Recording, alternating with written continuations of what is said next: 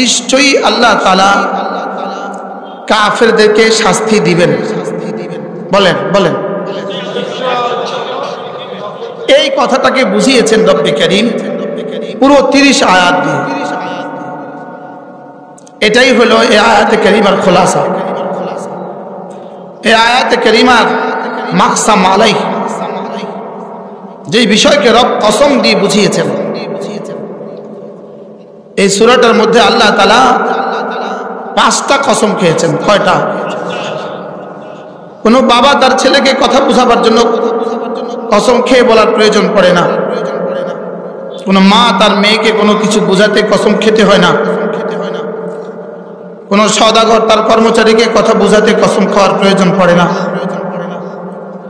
লেকিন রব্বে কারীম আমাকে আর আপনাকে বোঝাবার জন্য যে নিশ্চয়ই তিনি কাফেরদেরকে শাস্তি দিবেন, এই কথাটাকে বোঝাবার জন্য আল্লাহ তাআলা একাধারে 5টা কসম খেয়েছেন। একটা দুইটা নয়, কয়টা? 5টা। প্রথম কসমটা হলো ওয়াল ফজরে। আল্লাহ তাআলা বলেন আমি ফজরের কসম খেয়ে বলছি। ফজরের সাদামাটা স্বাভাবিক আমরা যে তরজমা বুঝি, মুফাসসিরিন আকসার মুফাসসিরিনদের মতে এটাই তরজমা। আল্লাহ তাআলা বলেন আমি ফজরের সময়ের কসম খেয়ে বলছি।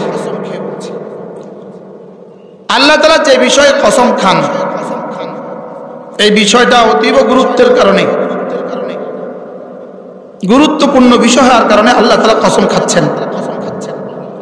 এক নম্বরে কসম খেলেন আমি ফজরের সময়ের কসম খেয়ে বলছি। ফজরের সময় একজন মুমিনের জীবনের সবচেয়ে দামি সময়। বলেন, ফজরের সময় একজন মুমিনের সবচেয়ে দামি সময়। এই জন্য রব্বে কারীম ফজরের কসম খেয়েছেন। যদি আমি এক একটা কসম নিয়ে কথা বলতে যাই, আমাদের মূল আলোচ্য বিষয় ছুটে যাবে। যেখানে যেখানে রব্বে কারীম যতগুলো কসম খেয়েছেন, এখানে কসমগুলো মূল আলোচ্য বিষয় নয়, কসম মূল উদ্দেশ্য নয়।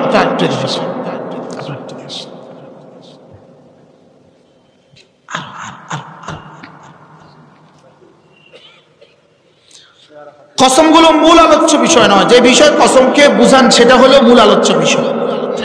যেটা আমরা কসমের পেছনে পড়বো না এখন। ওয়াল ফজরে, আমি ফজরের কসম খেয়ে বলছি। 2 নাম্বার ওয়ালায়ালিন আশরে, আমি 10 রাতের কসম খেয়ে বলছি। 10 রাত বলতে মুফাসসিরিন বলেন জিলহজ মাসের প্রথম 10 রাত। বলেন 10 রাত। একজন মুমিনের জীবনের সবচেয়ে দামি সময় হলো তার ফজরের সময়, আর একজন মুমিনের জীবনের সবচেয়ে দামি আমল হলো জিলহজ মাসের প্রথম 10 দিনের আমল। এ হলো 10 রাতের কসম খেয়ে বলছি। 3 নাম্বার ওয়াশফাই, আমি জোড়ের কসম খেয়ে বলছি।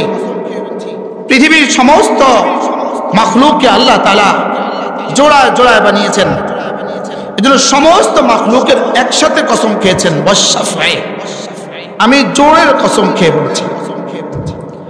আর একজন শুধু বেজোড়, ইন্নাল্লাহা বিত্রুন ইউহিব্বুল বিত্রা, আল্লাহ তাআলাই বেজোড়। এজন্য আল্লাহ তাআলা বলেন আমি এবার বেজোড়ের কসম খেয়ে বলছি, আমার কসম খেয়ে বলছি। 4টা হয়ে গেল। আমি ফজরের কসম খেয়ে বলছি, আমি 10 রাতের কসম খেয়ে বলছি, আমি জোড়গুলোর কসম খেয়ে বলছি, আমি বেজোড়ের কসম খেয়ে বলছি। এরপরে বলেন ওয়াল্লাইলি ইদা ইয়াসরি, রাত যখন চলে আমি রাতের কসম খেয়ে বলছি। মূলত রাত একজন মানুষের জীবনের জন্য দিন আর রাতের তুলনায় রাত আল্লাহ তাআলার কাছে বেশি প্রিয়। বলেন রাত আল্লাহ তাআলার কাছে কি বেশি প্রিয়? এজন্য আমার পীর ও মুর্শিদ হযরত মাওলানা সুলতান আহমদ দানপুরি রাহমাতুল্লাহি আলাইহি তিনি বলতেন বেদুনে আহে সাহার রাহি, এক ভোর রাতের কান্না ছাড়া আল্লাহ তাআলা পৃথিবীর কোনো ওলিকে ওলি বানান নাই। সমস্ত নবীদেরকে আল্লাহ তাআলা নবুয়ত দিয়েছেন রাত্রিবেলা। নবুয়ত দিয়েছেন কি? রাত্রিবেলা। আল্লাহ তাআলা রাতের কসম খেয়ে বলছেন এই 5 রাত 5টা কসম হয়ে গেল। আমি ফজরের কসম খেয়ে বলছি, আমি 10 রাতের কসম খেয়ে বলছি, আমি জোড়গুলোর কসম খেয়ে বলছি, আমি বেজরের কসম খেয়ে বলছি, আমি রাত্রিবেলার কসম খেয়ে বলছি। এবার আল্লাহ তাআলা বলেন শুনো, আমি রব, আমি আরশ আজিমের মালিক, আমি যে এতগুলো কসম খেয়েছি এতেও কি তোমার হবে না? এতেও কি তোমার হবে না? বাবা ছেলেকে কসম খেয়ে বলে আমি তোকে কসম খেয়ে বলছি, এতেও কি তোর হবে না? মা মেয়েকে কসম খেয়ে বলে আমি কসম খেয়ে বলছি, এটাও কি তোর সারবে না? আল্লাহ তাআলা বলেন হাল ফি যালিকা কাসামুল লিযি হিজর, এই শোনো আমি যে কসম খেয়েছি যদি একটুখানি ভাবো, আকলওয়ালা যারা আছো, বিবেকওয়ালা যারা আছো, তাদের জন্য কিন্তু যথেষ্ট হয়ে গেছে। তাদের জন্য কি হয়ে গেছে? তাদের জন্য কিন্তু যথেষ্ট হয়ে গেছে। হাল ফি যালিকা কাসামুন লিযি হিজরিন, আকলওয়ালাদের জন্য এর মধ্যেও কি যথেষ্ট কসম হয় নাই? যেন আল্লাহ বলেন তোর কি এখনো হবে না?